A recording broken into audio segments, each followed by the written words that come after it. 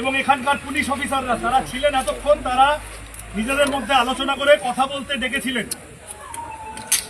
ওনারা যা বলছেন তার মানে হলো এখন আগামী কিছুদিন এখানে কোনো কিছু হওয়ার গল্প নেই।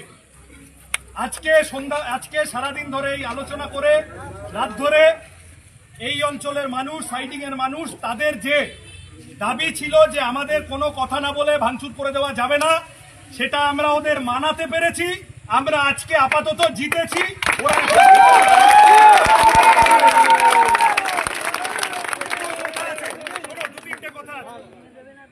এক হচ্ছে শামীমদা বলবেন টেকনিক্যাল ডিটেল, অঞ্চলের মানুষের দাবি দাওয়া, উনি মানুষের লয়ার হিসেবে ওদের সাথে কথা বলেছেন, সবার জানার অধিকার আছে।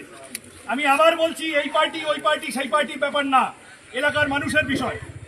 কথাটা হলো যে ওরা আমাদেরকে কিছু অনুরোধ করেছে যে এই ব্যাপার আপনারা একটু মানবেন। আমরা বলেছি আচ্ছা, কালকে এই চত্বরের সংলগ্ন যে ব্যবসায়ীরা আছেন এই সাইডিং অ্যাসোসিয়েশনের, তাদের সাথে কালকে কথা বলে দ্রুত আবার রেলকে আমরা কমিউনিকেট করব, ওনাদের অনুরোধগুলো নিয়ে এখানে আলোচনা হবে।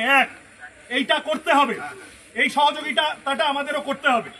ওদের কতগুলো অনুরোধ আছে এই চত্বর এইসব নিয়ে, ওটা কথা বলে আমরা করব।